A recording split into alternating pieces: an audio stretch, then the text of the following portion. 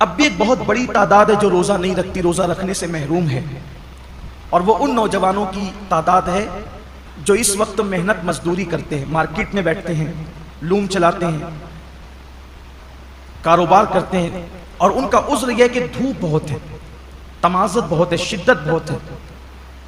واقعی موسم تو گرم ہے، کچھ روزے اپریل میں ہوں گے اور کچھ روزے مئی میں بھی ہوں گے، بلکہ پورا آخری عشرہ مئی میں ہوگا، اور گرمی کا اور محنت کا عذر پیش کر کے لوگ روزہ چھوڑ دیتے ہیں۔ پہلی بات تو یہ ہے کہ موسم کا عذر یا محنت کا عذر پیش کر کے روزہ چھوڑنے کی اجازت نہیں ہو سکتی، بلکہ اگر محنت مزدوری کی وجہ سے آپ روزہ چھوڑتے ہیں تو اسلام کا حکم یہ جو احکام شرع ہے وہ بتا رہا ہوں آپ کو، کہ ایک طرف روزہ چھوٹتا ہے کام دھام کی وجہ سے، آپ اپنے اندر طاقت نہیں پاتے کہ محنت بھی کریں اور روزہ بھی رکھیں، تو روزہ نہیں چھوڑ سکتے۔ آپ کو شریعت یہ حکم دیتی ہے کہ آپ اپنی مصروفیات کم کر دیجیے، آپ کام شارٹ کیجئے، لیکن روزہ آپ کو رکھنا ہے۔ اس لیے کہ رمضان شریف کے ایک روزے کی اہمیت یہ ہے، ایک روزے کی، کہ جان بوجھ کر اگر کسی نے رمضان شریف کا ایک روزہ چھوڑ دیا اور اس کے بدلے میں پھر وہ پوری زندگی روزہ رکھے، تو زندگی بھر کے تمام روزے اس ایک روزے کی فضیلت کو نہیں پہنچ سکتے جو ماہ رمضان شریف میں رکھا گیا ہے۔ ماہ رمضان شریف کے روزے کا بدل زندگی بھر کے روزے نہیں ہو سکتے، جو فضیلت ان دنوں کی ہے۔ یہ موسم ہے روزے کا، اور کچھ لوگ چھوٹی موٹی بیماری کا بہانہ لے کر بھی روزہ چھوڑتے ہیں۔ ہر چھوٹی موٹی بیماری پر روزہ چھوڑنے کی اجازت نہیں ہے، گنہگار ہوں گے، سخت گنہگار ہوں گے۔ جس نے ایک روزہ رمضان شریف کا چھوڑا پھر اس کو قضا بھی کرنا پڑے گا ایک روزہ، اور توبہ بھی کرنی پڑے گا۔ یہ بھی عوام میں غلط فہمی ہے کہ جو لوگ سوچتے ہیں کہ رمضان شریف کا ایک روزہ چھوڑ دیا جان بوجھ کر تو 60 روزے رکھنے پڑیں گے، ایسا نہیں ہے، ایک ہی روزہ رکھنا ہے۔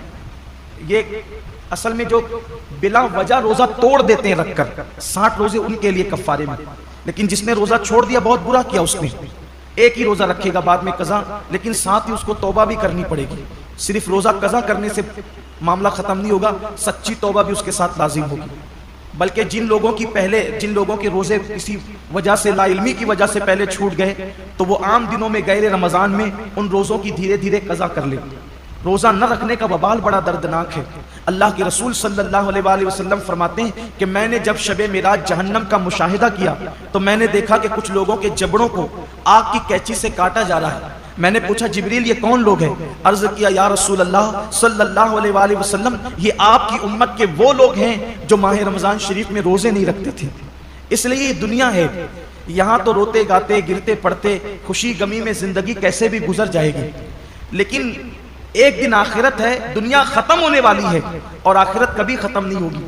آج عمل کر سکتے ہیں، اس کی اہمیت کا اندازہ نہیں ہے، جب اس عمل کا صلہ ملے گا اور عمل نہ کرنے پر سزا ملے گی تب انسان پچھتائے گا کہ کاش میں نے اس کا فائدہ اٹھا کر زندگی کا کچھ نیکیاں اکٹھا کر لی ہوتی، کچھ عمل کر لیا ہوتا۔ بلکہ مرنے والے اللہ کی بارگاہ میں منت کرتے ہیں کہ میرے اللہ ہمیں صرف 2 رکعت دنیا میں جا کر پڑھنے کی اجازت دے دے، لیکن ارشاد ہوتا ہے بندے جب ہم نے تجھے موقع دیا تھا اس وقت تو نے اس سے فائدہ نہیں اٹھایا، اب زندگی ختم ہو گئی ہے، اب دوبارہ کسی کو دنیا میں نہیں بھیجا جائے گا۔ اس لیے میں اپنے نوجوانوں سے کہتا ہوں بہانہ مت کیجیے، روزہ رکھنے والے کو صبر اللہ دیتا ہے۔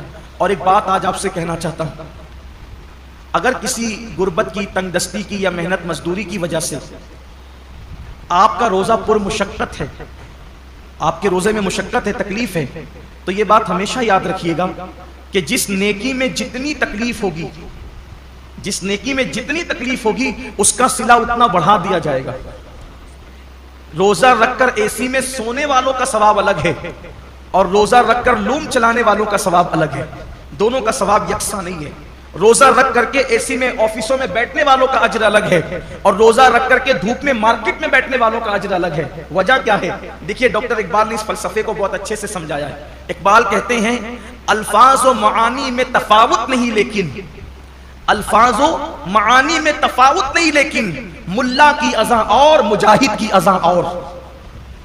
جو مسجد کے اندر کھڑے ہو کر کے اذان دیتا ہے اس کے الفاظ بھی وہی ہے، اور جو مسجد کے اندر اذان پڑے اس کا معنی بھی وہی ہے، اور جو جہاد کے صحرا میں اذان دے اس کا معنی بھی وہی ہے اور اس کے الفاظ بھی وہی ہے، لیکن جو اذان کا ثواب مسجد میں کھڑے ہونے والے مؤذن کو ملتا ہے وہ مجاہد کو نہیں ملتا، اس لیے کہ دونوں کی اذان میں بڑا فرق ہے۔ مؤذن کی اذان پر چند لوگ مسجد میں آتے ہیں اور مجاہد کی اذان پر پوری قوم کو اللہ کامیابی اور فلاح عطا فرماتا ہے. دونوں میں بڑا فرق ہے، اس لیے کہ یہ اذان پنکھوں کے سائے میں ہے، یہ اذان چھت کے سائے میں ہے، یہ اذان راحتوں میں ہے، اور وہ اذان مشقتوں اور تلواروں کے سائے میں. دونوں میں فرق ہے. تو اسی طریقے سے اقبال کی فکر سے روشنی لے کر کہہ رہا ہوں، اور حدیث پاک کہ جس نیکی میں جتنی مشقت اور تکلیف ہوگی اس کا صلہ اتنا بڑھا دیا جائے گا. تو لوم چلانے والے مزدور کبھی غمگین نہ ہوں کہ کیسے کریں. ہمت سے کام لیجیے، جہنم مت خریدیے، جہنم کی کا عذاب مت خریدیے. اگر اللہ کی مرضی کسی کو مزدور بنایا، کسی کو سیٹ بنایا، لیکن آپ کو کام ہمت سے لینا ہے. اللہ اس کا صلہ بہت بڑھا دے گا، اللہ اس کا اجر بہت بڑھا دے گا. اور پھر کاش کیسا ہوتا کہ اس سنت کو زندہ کیا جاتا کہ اللہ کے رسول علیہ السلام جب رمضان شریف آتا تھا تو خطبہ دیتے تھے اور فرماتے تھے، لوگوں جو تمہارے مزدور ہیں رمضان شریف میں ان کی مزدوری کچھ کم کر دو. یعنی ان مزدوروں کا کام کچھ کم، ان کو صلہ تو پورا دو، مزدوری پوری دو، لیکن ان کا کام کچھ کم کر دو. جیسے دوپہر میں ان کو سونے کا موقع دے دو. اب یہاں تو سیٹھوں کا حال یہ ہے کہ اگر مزدور نماز پڑھنے رمضان شریف میں بھی جائے تو ان کے ماتھے پہ شکن آتا ہے. یہ لوگ کہتے ہیں نا کہ حالانکہ سارے سیٹ ایسے نہیں ہیں، کچھ اگر سیٹ لوگ یہاں ہیں تو وہ برا نہیں مانے. مجھے تو لوگوں نے یہاں تک کیا کے بتایا کہ ایک سیٹ صاحب حافظ قرآن ہے. مجھے لوگوں نے نام کے ساتھ بتایا، میں نام نہیں لوں گا کیونکہ میں اللہ کے گھر میں واعظ و نصیحت کرنے کھڑا ہوا، غیبت کرنے کھڑا نہیں ہوا. کہا وہ حافظ قرآن ہے، وہ خود نماز میں گئے اور جب مزدور نماز پڑھ کر کے آئے تو انہوں نے کہا کہ اب جا تو نماز ہی پڑھتے رہے، یہاں سے نکل جا. یہ صورتحال ہے. پھر جس قوم کو کا حال یہ ہو کہ وہ اس قدر گندی سوچ کی حامل ہو جائے کہ وہ اپنے مزدور کو نماز پڑھنے تک جانے نہ دے، پھر ان کے کاروبار تباہ نہیں ہوں گے تو اور کیا ہوں گے؟ ان کے کاروبار کی ملائی دوسرے لوگ نہیں کھائیں گے تو کیا کریں گے؟ کل اور آج کے کاروبار میں کچھ فرق محسوس کرتے ہیں آپ؟ کل کی برکتوں میں اور آج کی برکتوں میں آپ کچھ فرق محسوس کرتے ہیں؟ کل بھی ہمارے باپ داداؤں نے کاروبار سنبھالا اور آج بھی ہماری نئی نسل سنبھال رہی. فرق یہ ہے کہ وہاں جب دین کا معاملہ آتا تھا تو وہ اپنے آپ کو سرنڈر کر دیتے تھے.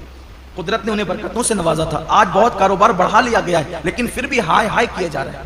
برکتیں اٹھ گئی ہے. وجہ یہ کہ دین سے دوری ہے، مذہب سے دوری. اور انسان جب دین سے دور ہوگا تب تک وہ روئے گا، تب تک وہ پچھتائے گا، تب تک ناکامی اس کے گلے کا ہار بنے گی. تو آئیے، اللہ رب العزت نے اتنا خوبصورت سا مہینہ ہمیں دیا ہے، اس لیے میری گزارش ہے کہ اس مبارک مہینے میں پہلے تو روزوں کا اہتمام کریں. اور جن کو چھوٹی موٹی بیماریاں ان سے بھی کہتا ہوں، بیماری کا بہانہ لے کے سر درد ہے، بخار آ گیا ہے، کورونا ہو گیا ہے، ان چیزوں کو لے کر کے آپ روزہ نہ چھوڑیں. اس لیے کہ وہ اور بیماریاں ہیں اور اس حد تک بیماری ہے جس کو بہت سیریس میٹر کہتے ہیں، وہاں روزہ چھوڑنے کی اجازت ہے کہ جب آدمی رکھ ہی نہیں سکتا، بیماری بڑھ جانے کا یقین ہو، مر جائے گا، بیماری بڑھ جائے گی، تکلیف بڑھ جائے گی. جب کوئی مسلمان پابند شرع، کوئی دین کی سمجھ رکھنے والا ڈاکٹر کہہ دے تو بات الگ ہے. اپنی مرضی سے فتویٰ دینا کہ میں نے روزہ نہیں رکھنا، میں بیمار ہوں، جبکہ اللہ کے رسول علیہ السلام کا فرمان ہے روزہ رکھو صحت مند ہو جاؤ. روزے سے بیماری نہیں بڑھتی بلکہ روزے سے صحت ملا کرتی. جب اللہ کے رسول نے کہہ دیا جو طبیبوں کے طبیب ہے، جو حکیموں کے حکیم ہے، جو صرف جسموں کے حکیم نہیں بلکہ روحانیت کے بھی حکیم و طبیب ہے، تو جب اس رسول نے فرما دیا روزہ رکھو صحت مند ہو جاؤ گے تو پھر صحت ملنا ہی ملنا ہے. اس لیے بہانہ نہ کرو. ایک حدیث پاک اور یاد آتی ہے، فرمایا گیا ہر قسم ہر چیز کی زکوٰۃ ہے. ہر چیز کی، جیسے مال کی زکوٰۃ، جس نے مال کی زکوٰۃ دے دی اس کا مال اللہ کے قلعے میں محفوظ ہو گیا، اب اس کے مال کو کوئی نقصان نہیں ہو سکتا. ایسے ہی جان کی بھی زکوٰۃ ہے، جسم کی بھی زکوٰۃ ہے. تو جان کی زکوٰۃ کیا ہے؟ میرے آقا علیہ السلام فرماتے ہیں روزہ یہ تمہاری جان کی زکوٰۃ ہے، تمہارے جسم کی زکوٰۃ. مطلب جو لوگ روزہ رکھ لیتے ہیں اب ان کی جان بھی اللہ محفوظ کر لیتا ہے، وہ مہلک بیماریوں سے، موذی بیماریوں سے محفوظ ہو جاتے ہیں. آپ دیکھیے اللہ کی اولیاء، آج جتنی کثرت سے بیماریاں ہیں پہلے نہیں تھی، اور جو بیماریاں آج ہیں وہ پہلے نہیں تھی. کیوں؟ اس دور میں لوگ صرف رمضان شریف کے روزے نہیں رکھتے تھے بلکہ مہینے میں 13، 14، 15 تاریخ کو بھی اکثر مسلمان روزہ رکھتے تھے. 3 روزے تو مہینے میں رکھتے ہی تھے مسلمان. پھر اس کے بعد جو اور دین سے قریب تھے وہ پیر اور جمعرات کے بھی روزے رکھتے تھے. پھر موقع بموقع عاشورہ کا روزہ، یہ روزہ، وہ روزہ، یعنی جو موقع آیا اس کے بہانے سے روزے رکھتے تھے. اس لیے یہ بیماریاں ان کو نہیں تھی جن بیماریوں میں ہم مبتلا ہیں. کیوں؟ کیونکہ وہ جسم کی زکوٰۃ نکالتے رہتے تھے، اور جب زکوٰۃ نکلتی رہے گی تو جسم محفوظ ہوتا رہے گا. ہم سمجھتے ہیں کہ کھانے سے طاقت ملتی ہے، طاقت کھانے سے نہیں ملتی. کھانا تو ایک بہانہ ہے. فرمایا گیا کم کھانا یہ صحت انسان کو صحت مند کرتا ہے، کم غذا انسان کو صحت مند کرتی. ہم کھانے کے لیے پیدا نہیں ہوئے، کھانا ہمارے لیے پیدا ہوا. بزرگوں نے فرمایا جینے کے لیے کھایا کرو، کھانے کے لیے جیا مت کرو، اللہ کے لیے جیو. یہ انسان کی سوچ اور فکر ہونا چاہیے. تو پہلی چیز یہ ہے روزہ رکھیے، روزے کا اہتمام